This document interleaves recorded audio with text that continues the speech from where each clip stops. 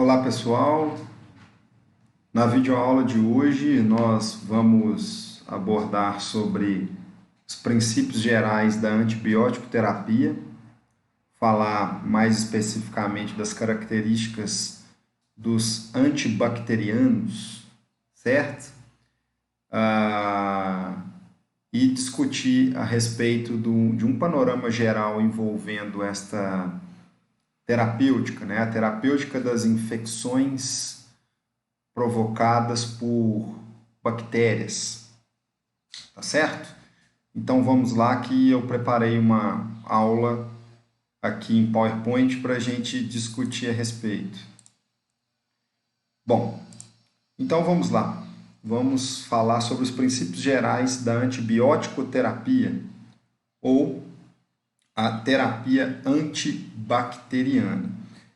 Uma primeira questão importante a se discutir é sobre a definição de antimicrobianos e antibacterianos. Vamos lá. Pessoal, é o seguinte, antimicrobianos é qualquer molécula, é todo composto, sintético, semissintético ou de cunho natural, que é capaz, por algum mecanismo específico, de interagir com componentes celulares de micro-organismos, promovendo assim ou a interrupção da sua proliferação ou levando mesmo até a lise da célula desse micro-organismo. Então, nós temos basicamente 4 grandes grupos que se enquadram nesse conceito de antimicrobianos. Nós temos então os fármacos utilizados para o tratamento das infecções fúngicas, chamados de antifúngicos, aqueles fármacos utilizados para o tratamento das infecções virais, que são chamados antivirais, aqueles fármacos utilizados para o tratamento das infecções causadas por parasitas, né, seja protozoários, seja eumintos, né, que são os vermes, esses são chamados de antiparasitários, e nós temos aqueles fármacos utilizados para o tratamento das infecções causadas por bactérias, esses são chamados de antibacterianos, tá?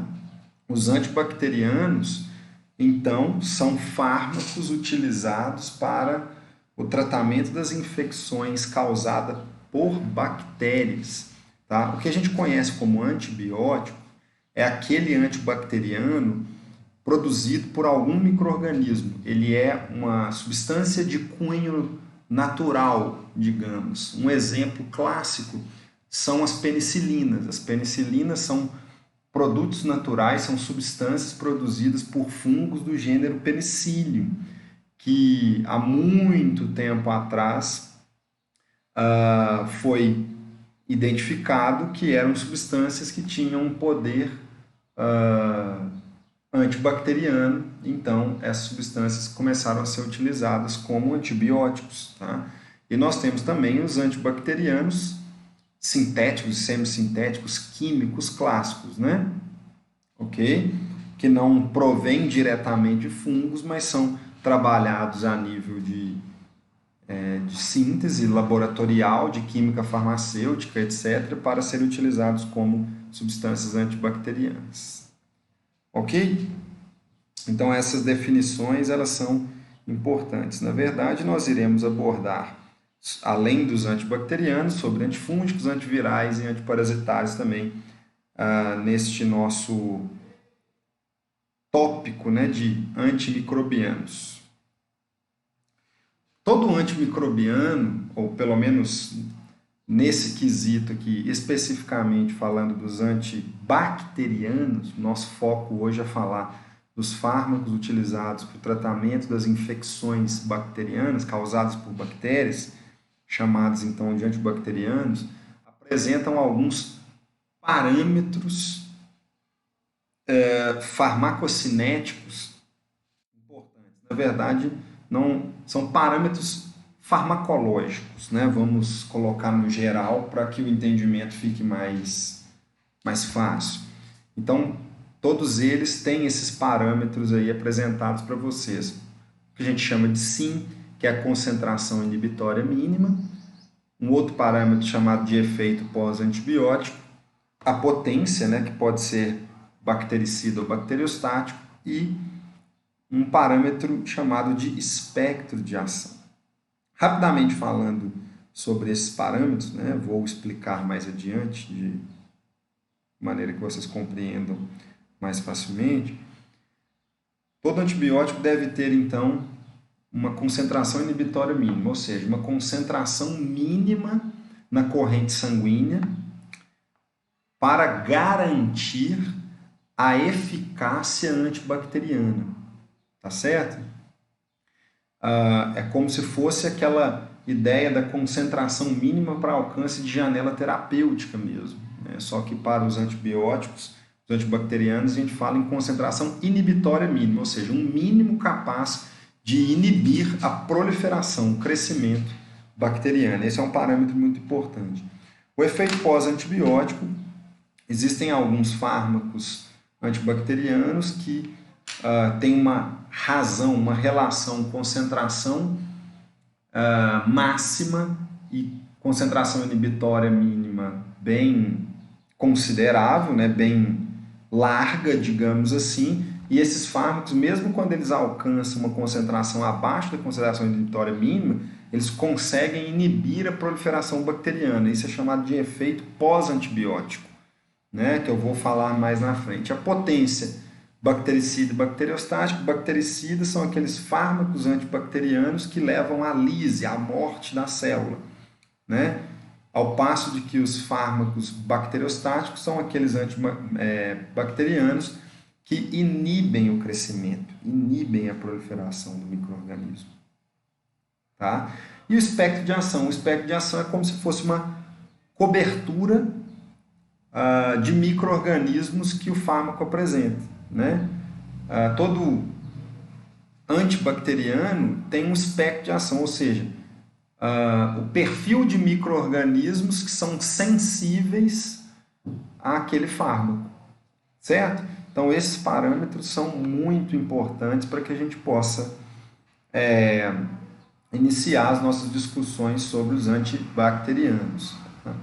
Então, quais são as características de um antimicrobiano ou um antibacteriano ideal, né? Aqui eu estou trazendo no contexto geral de antimicrobianos, que eles apresentem uma ação que leve à morte da bactéria, né, ou do micro-organismo, no caso dos antibacterianos, a ação bactericida, o espectro de ação mais específico possível, uma menor concentração inibitória mínima, porque se você tem uma menor concentração inibitória mínima, você acaba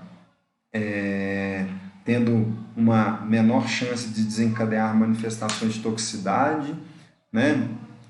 Maior nível de concentração no local do processo infeccioso, uma melhor comodidade posológica para o paciente, que seja compatível com o estado clínico do paciente e de custo mais acessível possível. A gente sabe que atender a todos esses quesitos é difícil, né? Mas o que se preconiza é que a maioria desses requisitos devam ser buscados quando se seleciona uma terapia antibacteriana, tá?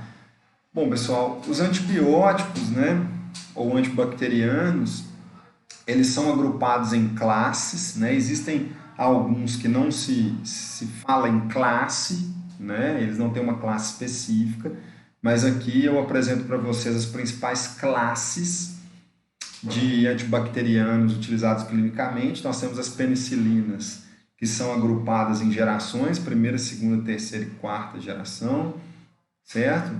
As cefalosporinas, que também são agrupadas de geração, primeira, segunda, terceira e quarta. Os aminoglicosídeos, as tetraciclinas, sulfonamidas, macrolídeos e fluoroquinolonas. E nós temos aí outros que não têm classes, categorias específicas, né? Mas que são bastante utilizados aí no nosso meio, nossa prática clínica. Cloranfenicol, clindamicina, metronidazol, vancomicina, que na verdade é de uma classe chamada, de um grupo chamado de glicopeptídeos, mas iremos posteriormente discutir a respeito disso mais adiante. Ok? Penicilinas, por exemplo, né? Uma penicilina de terceira geração, que é do subgrupo das aminopenicilinas, como a amoxicilina, né? Cefalosporina nós temos aí o cefaclor, a cefalexina, cefadroxila. Dos aminoglicosídeos nós temos principalmente aí a gentamicina, a tobramicina, a neomicina. Dentre as tetraciclinas nós temos a própria tetraciclina, a doxiciclina. Nas sulfonamidas nós temos aí a sulfadiazina, sulfametoxazol. Dos macrolídeos nós temos aí a azitromicina, né? Das fluoroquinolonas nós temos ciprofloxacino, norfloxacino, levofloxacino, dentre outros, tá? Então nós iremos discutir posteriormente cada classe em separado. Bom, pessoal, quais são os alvos dos antibacterianos? Os alvos farmacológicos dos antibacterianos são estruturas presentes na célula bacteriana, certo? Então, se a gente lembrar aqui da célula bacteriana, aqui eu botei uma imagem para vocês observarem da estrutura bacteriana, representado pela bactéria Escherichia coli. Basicamente, nós temos aí membrana plasmática, nós temos aí cápsula, né? Nós temos aí parede celular, nós temos material genético, nós temos ribossomo. Essa célula bacteriana está sendo representada aí até por algumas estruturas chamadas de fímbrias, flagelo. Então, são várias as estruturas que estão presentes na célula bacteriana, tá certo? Então, os alvos dos fármacos antibacterianos são estruturas presentes na célula bacteriana, tá? As principais estruturas presentes na célula bacteriana, que são alvos de fármacos, são a membrana plasmática, no qual alguns antibacterianos podem desestruturar essa estrutura da membrana plasmática e aumentar aí a permeabilidade, né? Desarticular, levar uma lisiosmótica da célula bacteriana. A parede celular também, no qual alguns fármacos atuam a nível de peptídeo-glicano, que é uma estrutura presente na parede celular, desarticulando a organização e síntese dos peptídeo-glicanos e comprometendo, então, a parede celular da bactéria, levando à lise da célula. Os antibióticos também podem inibir algumas enzimas responsáveis por mediar vias metabólicas cruciais para a vida da bactéria e enzimas também envolvidas na estrutura, organização e estrutura de nucleotídeos, de síntese de DNA, de organização do DNA. E também os fármacos podem atuar a nível de ribossomo, interferindo na síntese proteica, né, das bactérias. Então, isso tudo pode culminar em uma morte aí da célula da bactéria, ok? Bom, vamos ver o que é mais importante aqui para que a gente possa relembrar.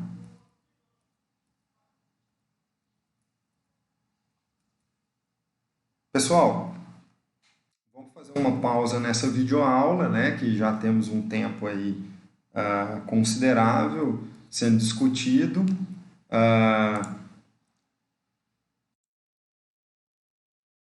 Vou preparar mais uma discussão aqui, mais uma videoaula relacionada a essa continuidade dos princípios da antibiótico terapia, para que também não fiquem aulas muito extensas, tá? Para a gente tirar o maior proveito possível, ok?